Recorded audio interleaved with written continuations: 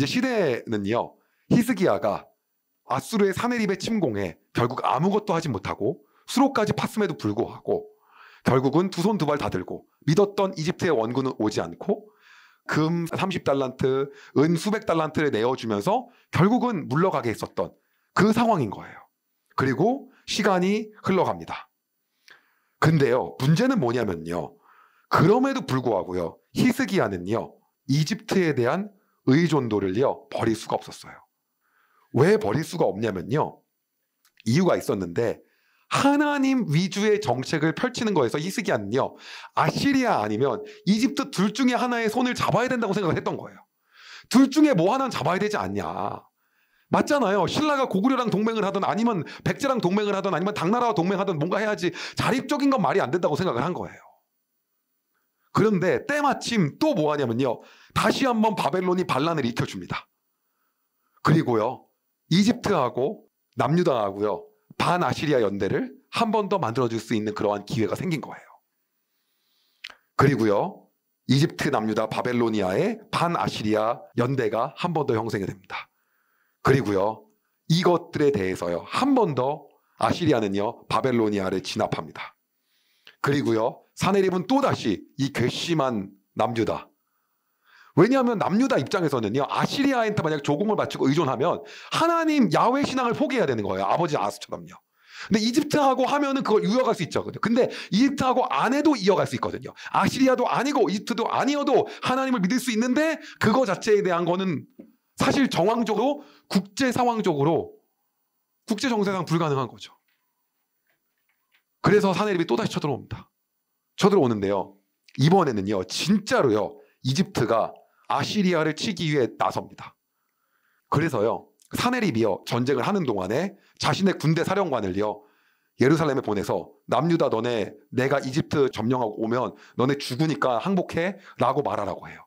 그게 바로 열왕기하 19장 9절이에요. 아시리아 왕은 에티오피아 왕 다르하가가 자기를 치려한다는 보고를 듣고 히스기야에게 사람을 보내어 말했습니다. 그래서 이집트의 당시의 왕이었던 다르하가하고 사네립하고 붙는 거죠. 그런데요, 역사가인 헤로도토스는요, 어떤 얘기를 하냐면요, 당시 아시리아의 사네립 왕은요, 이집트의 군대를 거의 이집트 국경까지 몰아붙였다고 이야기해요. 어느 정도까지 이집트를 몰아붙였냐면요, 거의 이집트의 수도를 다 점령한 거예요. 여길 보게 되면 이게 이집트잖아요. 요게 우리가 상하라고 보이지만 사실은요, 이쪽이 하 이집트고요, 이쪽이 상 이집트거든요. 하 이집트의 핵심 도시였던 멤피스, 상 이집트의 핵심 도시였던 테베까지 다 점령한 거예요. 다. 그러니까 여러분 여기 보시면 어떻습니까? 지금 흰 색깔이 다 지금 뭐예요? 다 아시리아. 이게 다 흰 색깔. 이게 뭐예요? 예, 650년경. 그럼 650년경이 어떤 시대인데 시대적으로 보여드릴까요? 여기 보시면요, 650년경이 어디냐? 여기잖아요. 686년에서 642년 사이. 요게 어떤 걸 얘기하는 겁니까? 예, 므낫세 왕 때. 이때 여기까지 간 거예요. 이때. 그러니까 히스기야 때는요, 얼마나 많이 번성하는 이러한 시기였냐는 거죠. 대략 이 므낫세 이 시기인 거예요. 이 시기. 네, 그러니까는 이게 650년대는 여기까지 이렇게 갔다는 거죠.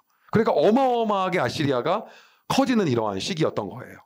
다시 정리를 하면요, 역사가 헤로도토스의 말에 따르면 이집트를 거의 국경까지 내뭅니다. 그리고요, 아시리아는 어마어마한 영토를 넓혀갑니다. 그래서 이렇게 이집트 지역까지 먹는, 이 정도까지 가는 거예요. 그러니까 사실은 여기 예루살렘을, 여기 유다가 있는 게 사실 말이 안 되죠. 이 정도의 지금 상황이 온 거예요. 문제는 이렇게 되다 보니까요, 히스기야가 이제 의존할 데가 한 군데도 없어요. 왜냐하면 이집트가 깨졌습니다. 바벨로니아의 반란은 또 진압됐습니다. 그러니까는요, 이제는 히스기야가 마지막 대안이라고 생각했던 것이 다 없어진 거예요. 어떻게 해야 됩니까? 그리고 이제는요, 뭐 금붙이나 이런 것도 안 돼요. 한번 반역했잖아요. 그때 금 달란트 주고 은 달란트 주고 한 다음에 살려달라고 해갖고 살려줬는데 또 반란을 일으킨 거잖아요. 지금 아시리아 입장에서는요. 그러니까 이제는 그걸로도 안 되는 거예요. 이제 의지할 곳이 어디밖에 없습니까? 하나님이요. 그리고 그때 무릎을 꿇은 거예요. 이사야의 예언이 다 맞았어요. 요약을 한번 해보도록 하겠습니다. 히스기야는요, 여러분이 아는 것처럼요, 이렇게 해서 하나님 앞에 무릎 꿇은 거고요, 하나님이 히스기야를 살려주신 거예요. 그 아시리아의 대군을 하룻밤 만에 다 없애죠. 그리고 그 뒷 얘기를 우리가 했지만 한 번 더 정리하면 히스기야가 심한 병에 걸렸을 때 죽을 수밖에 없었고 위기에 처했을 때 아무것도 할 수가 없었어요. 하나님 히스기야를 또 살리셨고요. 그리고 여러분 아는 것처럼 히스기야는 또 교만해졌고요. 하나님께서 노하자 회개하며 잘못을 뉘우쳤고요. 온갖 부귀영화를 주셨고요. 그리고 그렇게 부강해졌을 때 바벨로니아에게서 온 사자들에게 하나님에 대한 나타냄이 아니라 자신의 모든 재산을 자랑했죠. 이게 히스기야가 한 것이에요.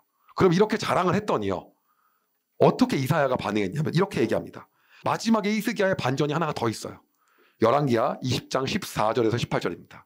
예언자 이사야가 왕에게 가서 물었습니다. 이 사람들이 무슨 말을 했소? 이 사람들은 어디에서 온 사람들이요? 히스기야가 대답했습니다. 이 사람들은 먼 나라 바벨로니아에서 왔소. 이사야가 왕에게 물었습니다. 그들이 왕궁에서 무엇을 보았소? 히스기야가 대답했습니다. 내 집에 있는 것은 다 보았소. 내 보물 창고에 있는 것은 하나도 빠짐없이 다 보여주었소. 그러자 이사야가 히스기야에게 말했습니다. 여호와의 말씀을 들으시오. 장차 내 왕궁 안에 있는 모든 것을 바벨로니아에게 빼앗길 날이 올 것이다. 네 조상들이 이날까지 쌓아놓은 모든 것을 빼앗겨 아무것도 남지 않을 것이다. 이것은 나 여호와의 말이다. 또 네가 낳을 자녀들도 포로로 끌려가서 바벨로니아 왕궁의 내시가 될 것이다. 자, 그럼 어떻습니까? 히스기야가 무릎 꿇어야죠. 그런데요, 히스기야는 여기서 인간답게 반응을 합니다. 그럼 이 모든 것이 내가 죽은 다음에 일어나는 거네? 내가 살아있는 동안은 괜찮은 거네? 히스기야가 이사야에게 말했습니다. 당신이 전한 여호와의 말씀은 옳은 말씀이요. 그가 이렇게 말한 것은, 히스기야가 이렇게 말한 것은 히스기야가 속마음으로, 마음속으로는 내가 왕으로 있는 동안에는 평화와 안정이 있겠지라고 생각했기 때문입니다.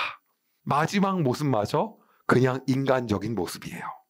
히스기야 시리즈에 대해서 우리가 정리를 한번 해보면요, 히스기야는요 지극히 모든 순간에서 전부 다 인간적인 모습이었어요. 그런데 성경은 히스기야를 어떻게 평가합니까? 그 전에도 후에도 히스기야 같은 왕은 없었다고 이야기합니다. 그쵸? 히스기야는 뭐 했습니까? 힘들고 위험할 때에 본인의 모든 보험을 다 들어놓고, 그런다고 나서 그거 없이 없어지면은 하나님 찾는 사람, 그리고 또 죽을 것 같으면 찾고, 하나님이 화나시면은 회개하고, 그리고 바벨로니아 사자 오면은 자랑하고, 이사야가 말하니까는 내 생애 동안은 괜찮겠네. 이게 히스기야예요. 근데 여러분, 놀라운 건 뭐냐면 성경은 왜 히스기야에 대해서 좋게 평가하냐는 거죠. 여러분 한번 생각을 한번 해보세요. 우리도 마찬가지예요. 위험할 때 내가 쓸 수 있는 카드를 다 써먹습니다. 그러니까 우리는 좀 우리가 죽을 것 같을 때 어떻게 하냐면 천부여 의지 없어서 주 앞에 갑니다.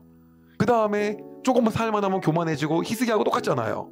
그리고 얘기해요. 다음 세대 얘기해도 솔직히 마음에 안 닿는 이유가 어차피 내가 죽고 나선데, 내가 죽기 전까지만, 마찬가지로 더 심각한 얘기 한번 해볼까요? 보험금 내가 살아있을 때까지만 타먹으면 되지.